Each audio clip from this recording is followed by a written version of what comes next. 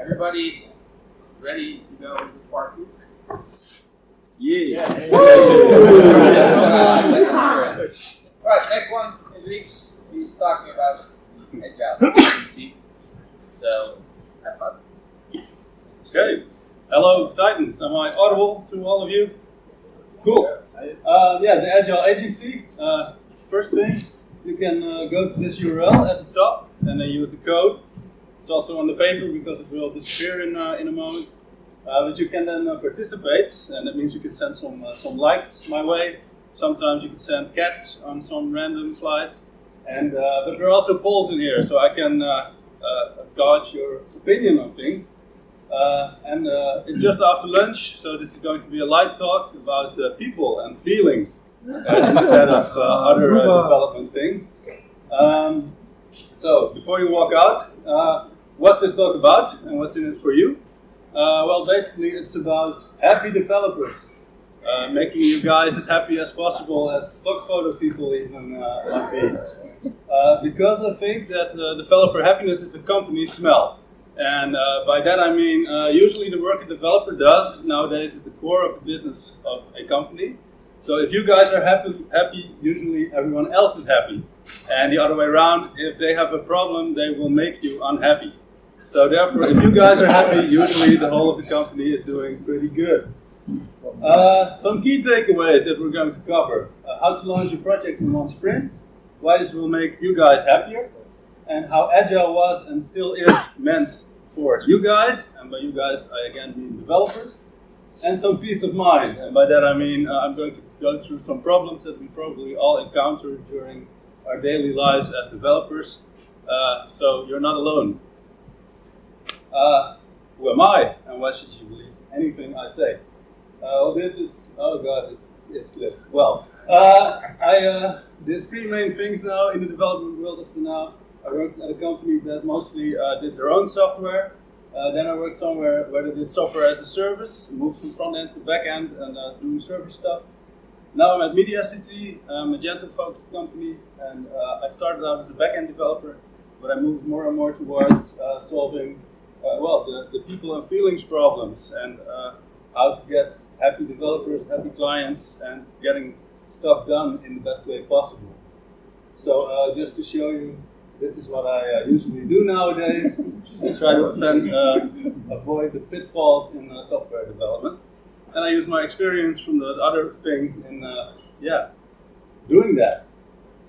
So first poll, I'm interested in who my audience actually is. Are you a maker or are you a manager? There's no other option. And if you think you're both, then just do what most applies to you. Or how you feel today, whatever. Okay. Well, this is not unexpected, of course. As a development conference, most of you will be makers. And then the question, do you work on your own software? Software that you deliver to clients? Or do you work on something else, maybe? And if you're a manager, it's more what does your company work on, of course. Cool. Well, I'm glad to see that a lot of you do it for clients, but because that's the specific focus of this talk. Also, if you make your own software, in the end, probably someone else is going to use it. It's very unlikely that you will get paid to build something that only you will use, or you're paying yourself, and then I want to know how you do that. So, cool. You're my audience. And the question, this is wrong. No, this is good. It's the question to end all other questions. Do you use spaces, tabs, or do you have no clues?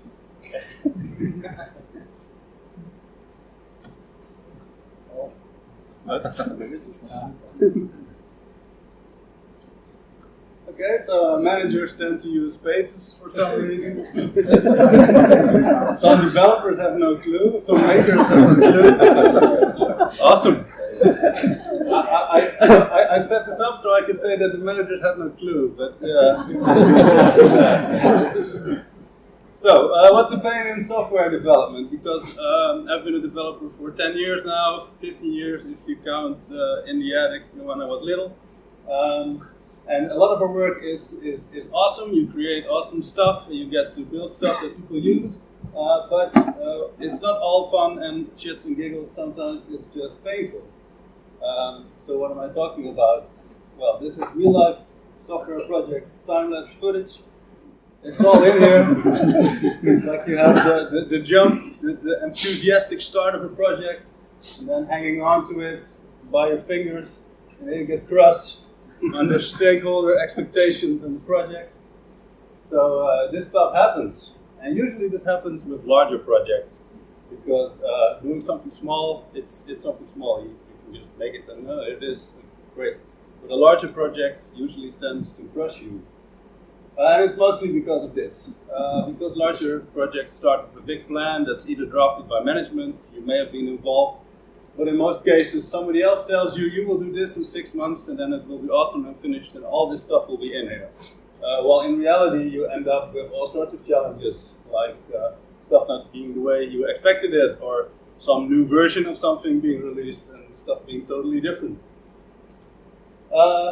This will get you into pressure from deadlines, and you will not fully meet them because the plan was drafted to incorporate everything, and everything was more complex, so you can't do everything anymore.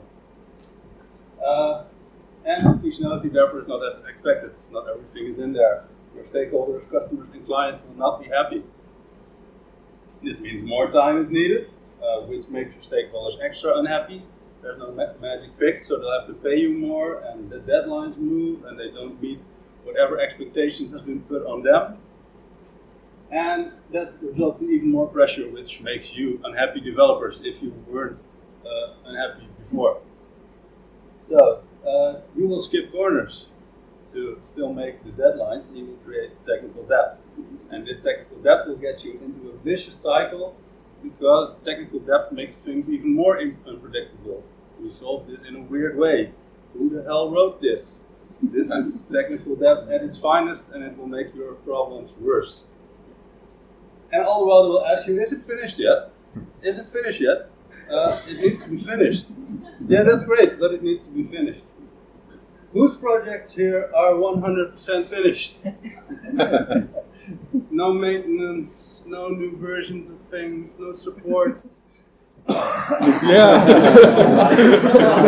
Managers. Someone suggested I added a who is lying poll to this. I should have done so. Okay. So we have this whole list of things, and yeah, this is of course not great. This will make you unhappy. And then we get to the other most important question in software development. That is, who do we blame for all of this? Do we blame managers? Do we blame clients? Do we blame end users? Or do we blame developers?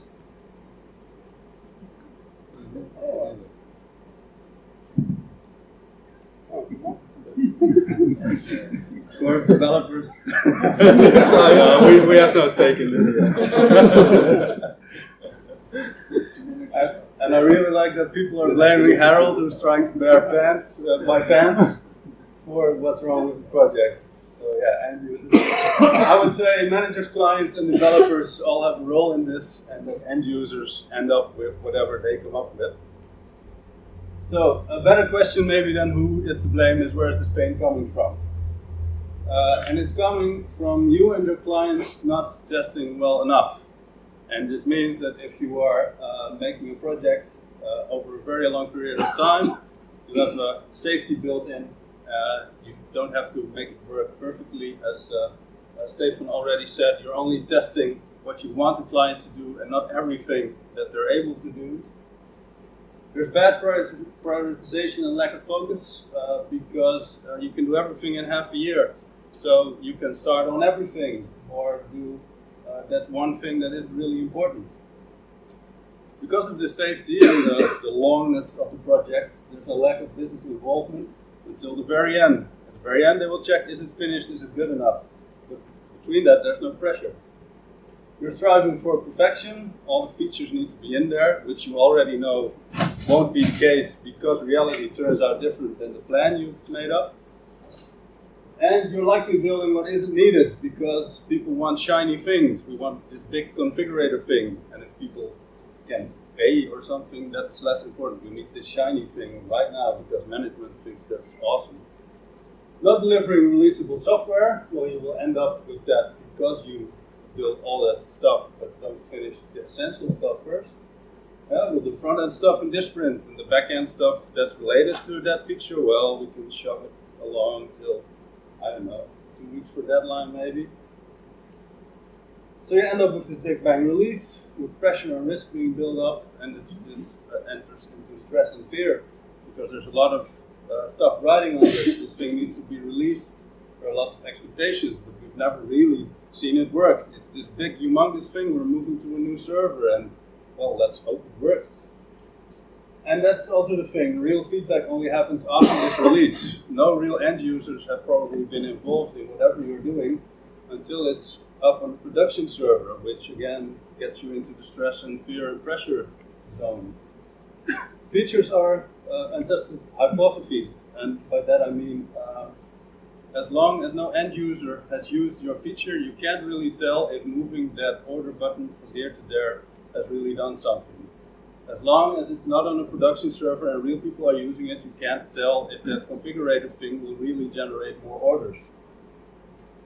Magenta 2 is new and unpredictable. Well, yeah, let's be honest, this is just the case, and for a lot of us, this makes that whole track of having a plan and then things being not as you expected more filled with unpredictabilities.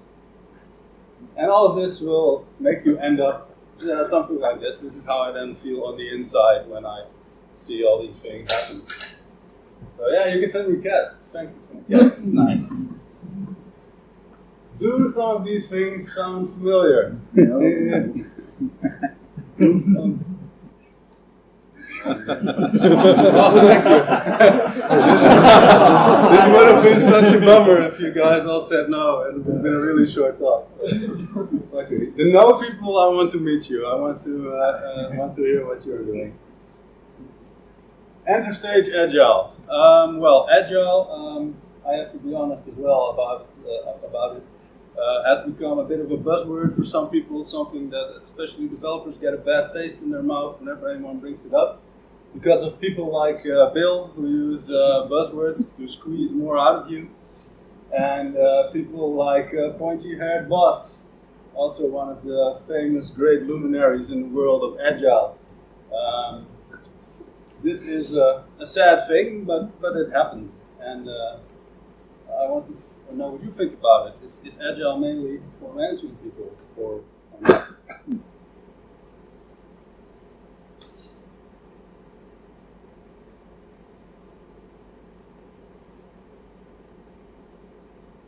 Okay, look, I've kind of maybe primed you already a little. I disagree as well. Actually, programmers invented Agile, some of very influential ones. I'm going to go through them really quick. Kent Beck invented extreme programming, which was the first real big case of having pair programming, test-driven development, and continuous integration in one project. Also the guy behind commercial Smalltalk and XUnit, which was the father of JUnit, which was the father of PHPUnit. Alistair Cockburn invented hexagonal architecture and is a famous OOP researcher. Ward Cunningham invented and built the first wiki, so no Wikipedia without Ward. Also big design patterns guy. Cunningham's law: if you want the right answer to something on the internet, you give the wrong answer. So basically he invented Stack Overflow before it was there. Martin Fowler literally wrote a book on refactoring, meaning he wrote a book in which he described refactoring, called that book Refactoring, and now we all call it refactoring. Andy Hunt and Dave Thomas do a lot together, wrote the classic The Pragmatic Programmer and Programming Ruby Bible. The first guys to mention DRI, do not repeat yourself, and the term software craftsmanship. Robert C. Martin, writer of the Clean Code and the Clean Coder, also standard works in programming. I don't really know these guys, I just know what they did. But they do know you, they know your job, because they were smart developer guys, they were managers. So why did it go wrong? The bad taste about Agile? It's mostly this. It's taking the waterfall methodology and just putting Agile stickers on things and leaving out the things that you can't really find a purpose for. And this ends up with actually just doing the same thing and in the end asking, why are we not live? And actually what you want to do is something more like this. Right? You want to build in small cycles, and the big advantage is that you build up value early, but also risk is spread. The waterfall big plan approach has a risk that curves up until the very end, and you just hope it will work. Where in Agile you'll do this in smaller cycles. Also, a nice detail here is the value in the end is different in shape because you've incorporated feedback earlier, so the end product is different. This is another famous one. You don't build a car because someone tells you to build a car. Someone asks you, I want to go from A to B. So you give them a skateboard, you build up to a moped and a bicycle and a motor. And another nice detail in this one is, in the end, you have a car with an open roof instead of a closed one, because when you built a motorcycle, the customer said, oh, I like the feeling of the wind in my hair, so can we keep it in the prototype and in the next iteration? Meaning, if you involve client feedback earlier, you end up with a different product that's more suited to what the client actually wanted. But we're taking it back. Agile is for developers first, and everyone else gets to benefit as a side thing. How is Agile actually going to help? Well, if we look at the Agile manifesto, it says some core values. People interactions are bigger than processes and tools. Working software is bigger than comprehensive documentation. Customer collaboration, we value that more than contract negotiation. We respond to change over following a plan. And then at the end they say, well, the things on the right have some value, but we like the things on the left more. But this doesn't actually tell you what you're now going to do. It sounds pretty nice and like, okay, cool. People have tried to make this a bit more modern. You have modern Agile that says make people awesome. So that's what I'm trying to do here today, make you guys happy, more awesome. But it still tells you nothing about what you should do. If you want to know what to do to be Agile, you can look at Scrum. We use Scrum at MediaCity. It's a bit of a implementation of Agile. But in the end, even then, you don't really get the things until you start working with them. So to be a bit more concrete, you have to create software with the business. You have to talk to each other, keep mutual transparency. And by that I mean everyone should know what the state of the product is. It should not be that after 6 months, 3 months, 2 weeks before launching the product, then the business starts looking at what the thing you built is actually what they wanted. You should continually look at that, and you should do that together. You should deliver and validate within 30 days or less, so keeping those short cycles going, and then you can adapt and expand in smaller iterations. Down to business. What does this mean for Magento projects? And now we get to what we're actually going to do. Well, the cool thing is that Magento is already a working MVP. Anyone who purchases or starts to use Magento wants to sell something, and Magento allows you to sell something. So we can really do a lot with that in one sprint. We're going to deliver the most basic Magento shop. You take the basic theme, Luma for example, you paste the logo above it, and as long as people can order something, do complete front-to-back route, it's good. You will set up some servers and deployments, continuous integration. If you get it running already at the first step will help immensely because you get more value out of it the longer you have it in there. And you have a production server with domain set up. Customers can pay via bank transfer and shipping is flat rate. Everything's geared towards the most simple way to get people through a checkout and placing an actual order. Pause, demo this, because this is the very first benchmark. If you show this to a customer, and you can do this, well, within a week, 3 days, 1 day if you're fast, everything after this will be considered an improvement upon the basic thing you have delivered. So you shift the mindset from is it finished to, okay, we have this now, how are we going to improve this? And the shorter you keep the cycles, the more you keep this mindset going. Then, if you have time, add one or two corporate identity colors, like styles on buttons and a header in a nice color they use already. Add a basic payment method, something out of the box that's different from bank transfer, so credit card or PayPal, anything in that order. Set up basic analytics tracking and work together with the client on this. So involve him, track orders on analytics. Maybe if someone presses a particularly important button, doesn't have to be amazing. The important thing is you work together with him on this. Then the client also has work to do in the first sprint. They add 20 products by hand, or maybe CSV import, whatever is simple, or at least make it free. He adds some products. And he adds the essential CMS pages, legal, contacts, FAQ, shipping, homepage, the simple basics. We will deploy this to production and open the floodgates, or at least a bit. And by that I mean, if you really have someone who's willing to take a risk, just open it up. If it's not that case, maybe just invite people from your company to have a first look and expand from there. That's it. It's the end of sprint 1. Front to back working, Magento store.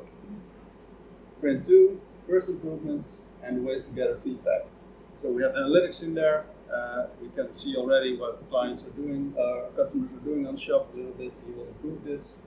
The other thing is you will really ask the stakeholders to look at the website and say, if you have 3 things you want to improve on this completely basic Magento shop that you really need, what would it be? And that's the first thing you're going to build. And along the way, you're going to slowly increase traffic by, I don't know, ads, inviting more people to have a look, whatever you want. How does this help? Back to the pain. That prioritization is gone because you have to prioritize. You have a sprint. The sprint is usually 2 weeks, I hope, not a month, but at least a month. You can't do everything, so you have to cut scope. Business involvement. We automatically involve the business because they get to see the result, but they also have to do work themselves. They have to add those products. They have to work with you on analytics, so they have a stake in what's being built. Striving for perfection, well, you can still do this, but you do it in tiny steps, and you can say when it's good enough, and you don't have to go for the perfect image. Just when it's good enough, it's good enough. Not testing well enough, well, you can still test very badly, but then it will end up on production. And it really does wonders when you have that as a motivation to test better. Real people will see this. Building what is needed, also something you can still do, but likely when people see a store and have the most important things in front into their faces, like, oh, it's now looking like this, you probably will build the most important stuff first. Big bang releases are gone. You release in the first sprint and you just keep on adding to it. Magento 2 is new and unpredictable. It will stay unpredictable because that's life. Every piece of software gets updated, but at least you can now do it in tiny steps instead of having to think about everything and building up pressure. While delivering working releasable software, well, it's going to production, so it has to work. Usually when I have done this part of the pitch, there are 2 elephants in the room that I want to address. Production is the big elephant, because I'm actually telling you to put a basic looking Magento shop on a production web server and having actual customers try to order there. That's usually a big no-no for management people who want to have everything, which is the cause of the entire problem, or at least why we're in this. The brand, people can't see the site because it's just too ugly and people will think we're stupid. So what do? You create some kind of a niche store. You use a Magento store view and you add a small product category. And you add a logo that you made in Inkscape or whatever. You do a niche store for a new product that they want to pilot. Maybe a new country they want to service, or a new demographic. So for instance, if you have a shoe store, you could make one for hiking shoes or something like that. And the thing is that it's now not associated with the real brand or the original store, but you do get the benefit of having safety in putting things on production because it's just new. And you're in control over who you allow to see this. So maybe in the first sprint it's only friends and family, and then it's colleagues, and then it's your loyal customers, and then it's some people from a Facebook ad, etc., etc. You build this. Second elephant is design. Pixel perfect productions will build up giant Photoshop files that you have to convert into beautifully looking pages that only work on the exact resolution that the Photoshop thing was made in. What you can do is use atomic design. I'm interested, just as for my own curiosity, if anyone knows this principle. It's relatively new and a bit of a niche thing, so don't be afraid if you haven't heard of it. Okay, a bit of a 50-50 mix. That's more than I expected. Cool. It's kind of a bottom-up design, and we're going to use this to emergently work on design. This one picture pretty much says it all. You start with atoms, which are the tiniest things, the buttons on their own, the font, the colors you use. Corresponds very well to the thing I said with only set up the very basic styling in a first print. You're then going to group these things into molecules, meaning a button next to an input with a label above it. You will then move this on to organisms, which you will mostly know as components or sometimes digits or whatever. It's a header or it's a box with a product in there and a button and a component you can use. Those translate into templates and eventually into pages that have actual content. And by handling it this way, you're able to have a complete styling for all of the site within the first print, which you can then refine, and you can kind of look at it as if you're going from lo-fi to more high definition in each print by refining the things that you group together. And the cool thing is this pairs really well with less and SAS, because you use the atoms to set the basic SAS variables, and whenever something needs to be different, you go back to the lowest level you can change it on, so that you keep your design consistent and non-repeatable by design. In the end, you have to think 80-20, the Pareto principle. 20% of the effort will solve 80% of the problems, and be creative together. It always differs per project what strategy you have to exactly take, and always keep talking to clients, think together about how you're going to do this. Bill is now saying, yeah, that's all great, but I still need you to deliver this web shop in 6 months. So we say to Bill that estimations and plans for large projects, they are difficult and they are never exact. And the purpose of estimations is usually limiting risk. People want to know, what risk am I taking by letting you build this thing? So you can tell Bill that the basics can be estimated a lot more reliably. An average cookie-cutter house, normal, standard living thing versus a dream house. If you ever look at the dream house projects on TV, people go double over budget. The only ones who don't have like a kit house, the basic Magento, they ruthlessly cut scope, and that's about it. Otherwise, they spend too much money. So the basics, the first prints are reliable, and you get the things you basically need. So we limit risk by building in small steps and the most important things first. And as I said, basics are less likely to encounter those unexpected complexities because they are basics. They are the basic things you need. Software is always ready for release. That's something Bill really likes to hear, and Bill's clients as well. It's not a question of is it finished? It's a question of, is it good enough? Would you like to improve on this? Would you like to make this even better?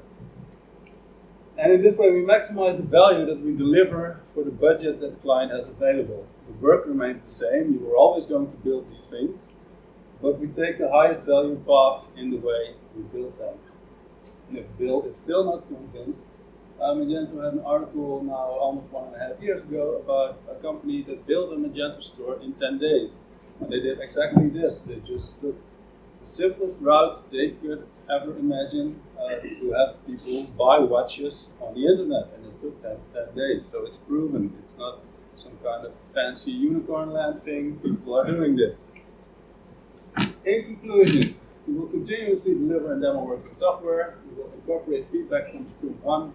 And you will deploy to production from Sprint 1 that use niches to lower the risk.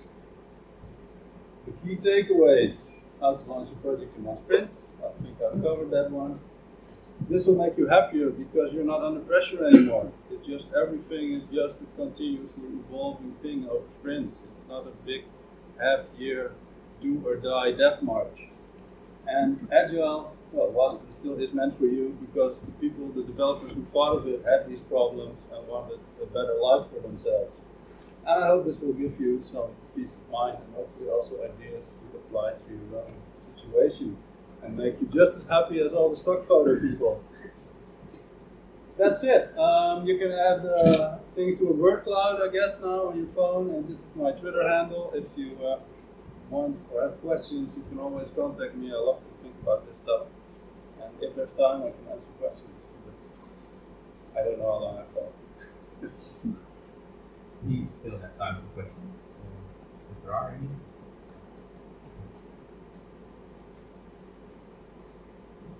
Hey. Hey.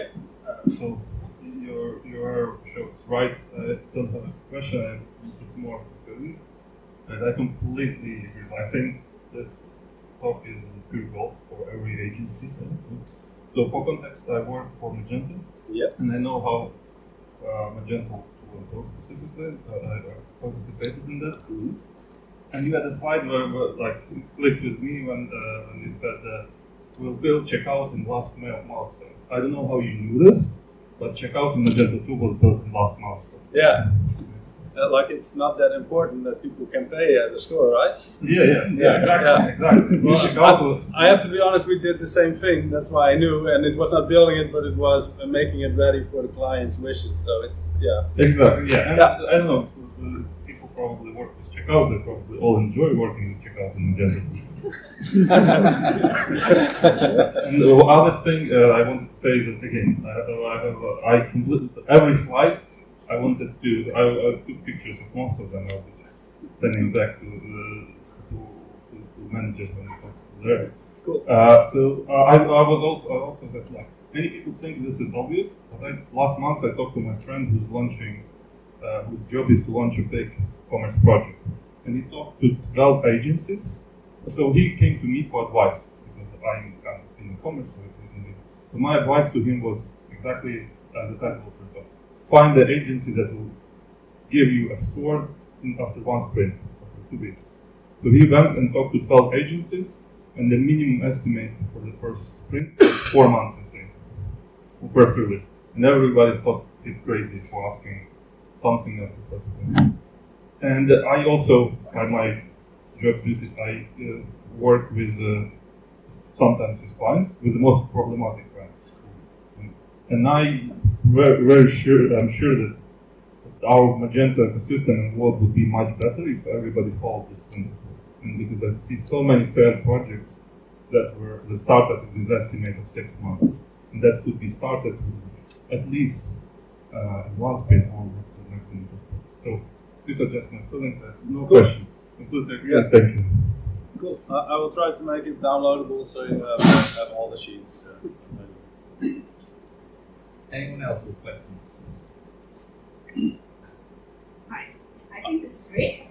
My main problem is how to convince clients and customers. Yeah, that was kind of the last part, of course. You don't limit risk by having big plans and estimations. You limit risk by building in small steps. And in part, some people can be sold on that. You always have most of the software things go with cars or houses as metaphors, which are terrible. But I do really like one. If you build a basic house, it's very reliable. What you will pay for it and how it will go. If you build a custom house with all the stuff you dream about in it, then it will likely go over budget.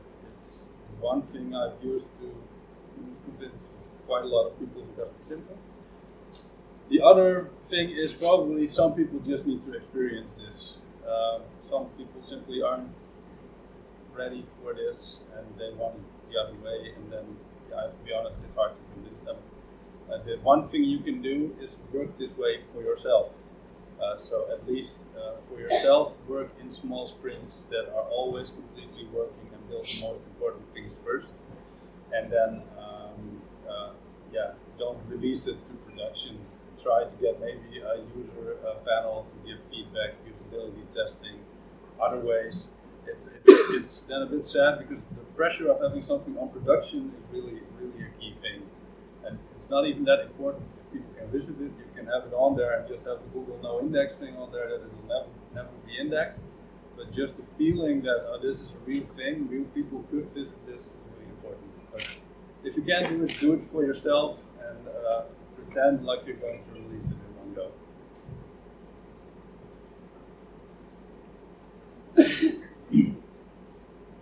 Thank you. Say you have a client with a big store already. Yeah.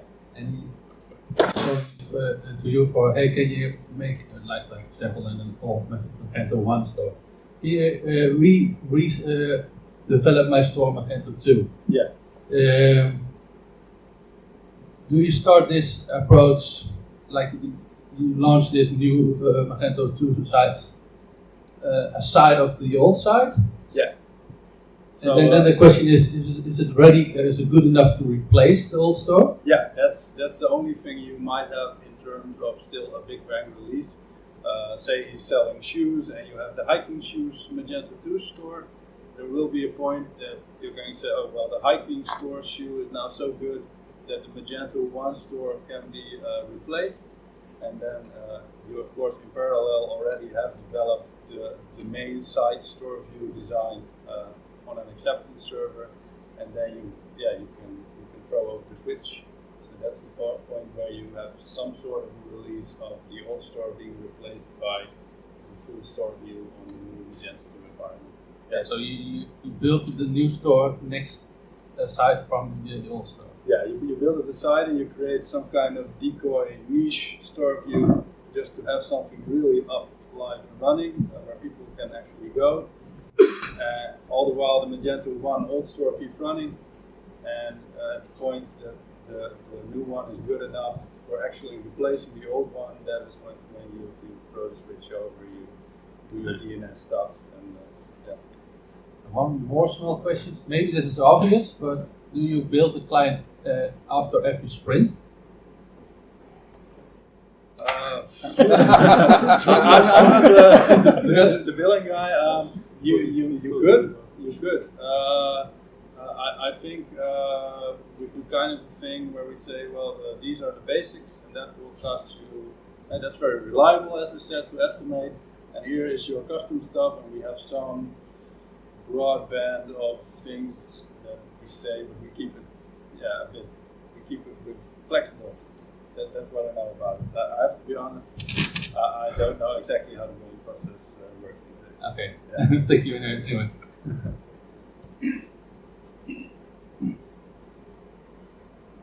Yeah, I just wanted to comment to the previous question. Like what you usually hear from the clients, I work in the same company as Rieks, so what you usually hear from the clients is that I cannot go live without this feature. Like this thing you usually hear, like even this stock management or anything, they always want this feature. But the main problem is that we cannot really explain to them how that they don't need it anymore. This feature is like, okay, you can go live without this feature, and you can go in the Magento 2 shop without this feature, and lately you can adapt it to the new website. It's not necessary, and this is something that is really hard to persuade the clients, and this is the biggest struggle, I think, for doing this, even though it sounds easy, but it's not. That's the biggest part. Okay. Do you want me to comment on this? Because You can. With colleagues like this, I don't need enemies anymore. Yeah. But that's indeed a very hard thing. The thing is, of course, as kind of explained in releasing, you can always have the niche store up that doesn't have the feature, the big mega feature that they want, and by having that already online and people testing it, you are already proving, well, you don't have the big feature, but you're still getting orders. And they can at any time still decide that they need to switch for some reason because costs are getting too high, or support from Magento 1 is all of a sudden cut, or whatever happens. They have an alternative that is working. And if they really don't want to miss out on it, then you have to develop it in the background on the Magento 2 store view for the new store, and then pull the switch for the full release later. Yeah. But it's up to the best way to let them know that they don't need it is proving they don't need it by getting orders on the store that doesn't have that feature. And then complaints will come like, hey, why the stock management metadata, and we don't have this. They are not connected. This is the hard part. Yeah, it is. Yeah. But yeah, it's change, and change is hard. Otherwise, it wouldn't be change. Yeah.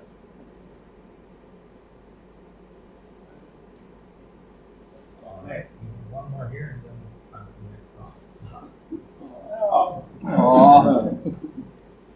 Hey, Hello. I have a question, but I have to say from the slides. The minimum content made it easy to pay attention to you and make it more interactive. Thank you very much. No, you can do it during code. All right, then next up is Ike. He's going to talk about Magento 3.